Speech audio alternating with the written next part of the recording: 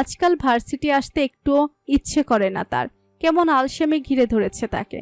ইচ্ছে হয় দ্রুত ক্লাস শেষ করে বাসায় চলে যেতে।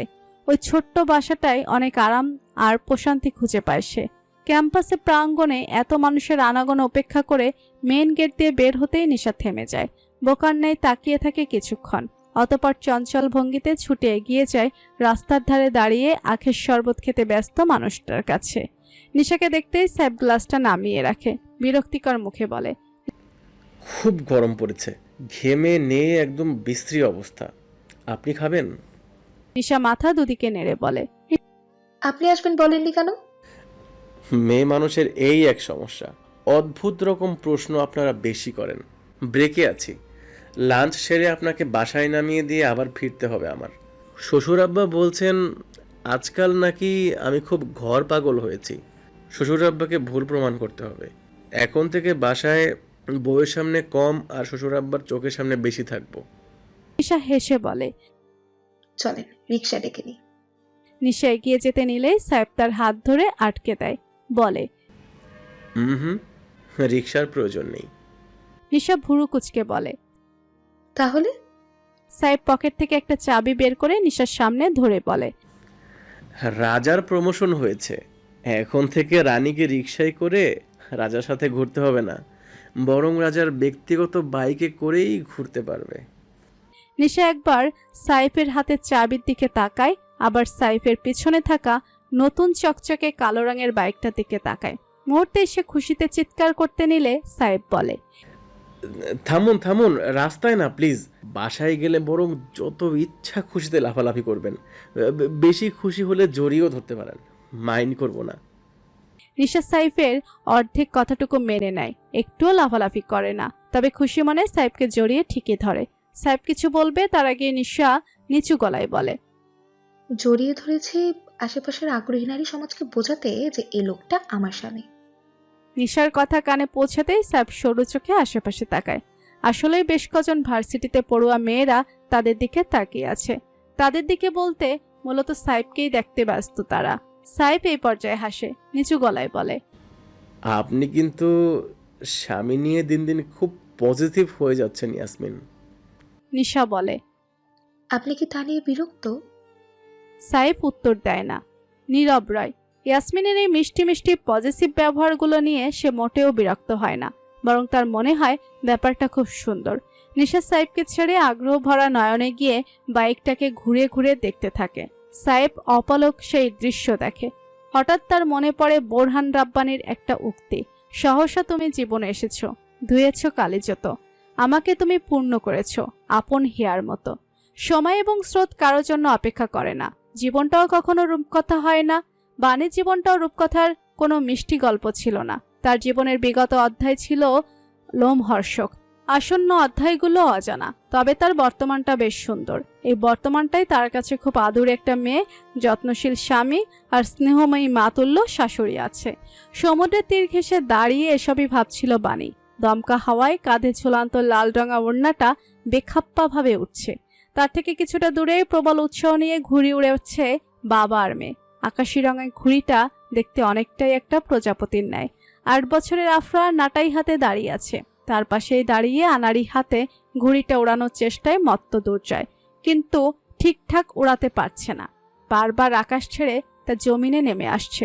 বহু চেষ্টার পরও ব্যর্থ হয় দুর্জয়। হতাশ গলায় বলে, আম্মুজি, এভাবে হচ্ছে না, আমাদের অল্টারনেটিভ কোনো উপায় বের করতে হবে। আফরা বিজ্ঞের ন্যায় বলে, ও গড বাবা, ঘড়ি না দেখতে ছাড়া পড়ে না।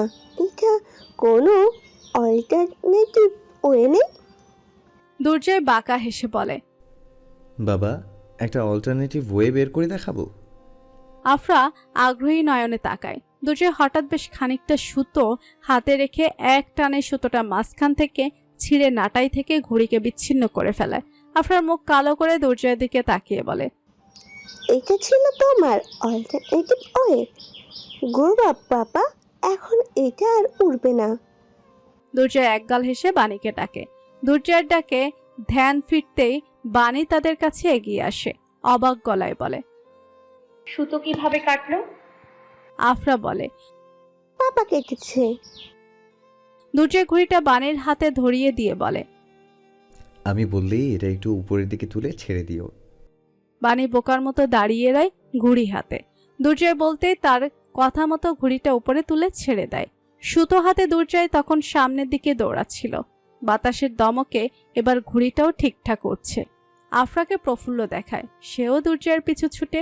বাণী ধীরে সুস্থে বালির উপর বিছানো ছোট চাদরটায় গিয়ে বসে, হাঁটু ভাঁজ করে বসে মুগ্ধ নয়নের সামনে তাকায়। দূর থেকেই তাদের আনন্দটুকু উপভোগ করে। বাণীর মনে পড়ে যায় কিশোরী বয়সে এই ছেলেটার জন্য কত ধরনের পাগলামি করেছিল সে, অথচ আজ বিয়ের 2 বছরেও কখনো মুখ ফুটে দুর্জয়কে বলা হয়নি যে সে দুর্জয়কে ভালোবাসে। অবশ্য দুর্জয় কখনো স্পষ্ট গলায় ভালোবাসার স্বীকারোক্তি করেনি, তবে তা নিয়ে বাণীর বিন্দুমাত্র মাথা ব্যথা নেই। সব সম্পর্কে ভালোবাসি বলাটা গুরুত্বপূর্ণ না, ভালোবাসি তো বহুজনই বলে। দিন শেষে কজনই বা ভালোবাসতে জানে, ভালো রাখতে জানে। দুর্জয়ের ভালোবাসার প্রমাণ বাণী আর আফরার ভালো থাকার মাঝে খুঁজে পাওয়া যায়। এই যে চাপা আর ইন্ট্রোভার্ট স্বভাবের ছেলেটা শুধুমাত্র বাণীকে স্বাভাবিক করতে নিজের খোলস ছেড়ে কোমল আচরণটার বহিঃপ্রকাশ করেছে, সেটা কি ভালোবাসা নয়? পেশা জীবনের কঠোর রূপটা ঘরের বাহিরে রেখে যখন আদুরে আর মন খোলা মুখটা নিয়ে আফরার কাছে যায়, সেটা কি ভালোবাসা নয়? হিসাব করে কথা খরচ করা মানুষটা যখন স্ত্রী আর মেয়ের সামনে অগণিত কথা ঝুলি নিয়ে বসে, সেটাও কি ভালোবাসা নয়? বাণীর কাছে তো এগুলোই ভালোবাসার সংজ্ঞা। গভীর ভাবনায় বুধ বাণী টেরই পেল না কখন দুর্জয় এসে তার পাশে বসেছে। দুর্জয় প্রশ্ন করে। কি ভাবছো? বাণী হকচকিয়ে পাশে তাকিয়ে বলে, তুমি কখন আসলে? যখন তুমি অন্য দুনিয়ায় ডুবেছিলে। বাণী খানিকটা হেসে আবার সামনে তাকায়। লং ফ্রক পরিহিত আফরা তখন ঘুড়ির সুতো হাতে নিয়ে সমুদ্র তীর দৃষ্টি ছুঁড়ে ছোটাছুটি করছে। দুর্জয় সেদিকে তাকিয়ে বলে, অনেকদিন পর ওকে এরকম ছোটাছুটি করতে দেখছি। পড়াশোনায় এতটা ডুবে থাকে, চঞ্চলতা যেন ভুলেই গিয়েছে। আমি ওর চঞ্চলতাটা খুব মিস করি। বাণী ফাঁস ফিরে দুর্জয়ের দিকে তাকায়, আবার কিছুক্ষণ অপলক তাকিয়ে থেকে লাজুক গলায় বলে, আমরা 3 থেকে শীঘ্রই 4 হব। দুর্জয় বাণীর দিকে তাকায়। এক মুহূর্ত বাণীর মুখখানি দেখে নিয়ে কথার মর্মার্থ বুঝতে পেরে চমকায়। ঠোঁট কামড়ে খুশিটুকু চেপে গিয়ে বাণীকে প্রশ্ন করে। Are you sure? বাণী মাথা নুইয়ে বলে, 3 মাস চলছে। দুর্জয় কি বলা উচিত বুঝতে পারে না। বাঁধনহারা খুশিতে মানুষ যেমন কথা হারিয়ে বসে, তার অবস্থাও হয়েছে সেরকম। কেবল নির্মল চোখে মাথা নত করে বসে থাকে, বাণীকে দেখছে। এই মেয়েটাকে সে কতটা দিতে পেরেছে তা জানা নেই দুর্জয়ের, কিন্তু এই মেয়েটা তার জীবনে এসে তাকে অনেক কিছু দিয়েছে। দুর্জয় উপলব্ধি করে তার সমস্ত শরীরে ঠান্ডা কিছু বয়ে চলেছে। আনমনেই তার চোখ গড়িয়ে এক বিন্দু অশ্রু নেমে আসতে দেখা যায়। বাণী চোখ তুলে তাকাতেই তা দেখতে পায়। এ নিয়ে দ্বিতীয়বার সে স্বচক্ষে দুর্জয়ের চোখে অশ্রু দেখল। প্রথমবার দেখেছিল আফরা হসপিটালে ভর্তি থাকাকালীন। বাণী নম্র স্বরে শুধায়, কাঁদছো তুমি?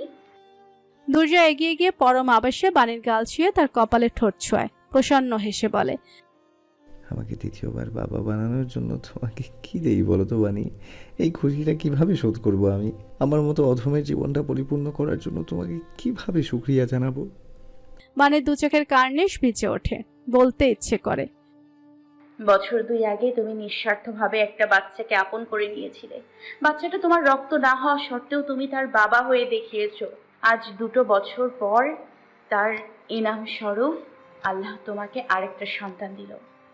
মনের কথাটুকু আর মুখ ফুটে বলতে পারে না বাণী। তার আগেই দুর্জয় তৃপ্তি মাখা হাসি নিয়ে গলা উঁচিয়ে ডাকে, আফরা, আম্মুজি, এদিকে আসুন।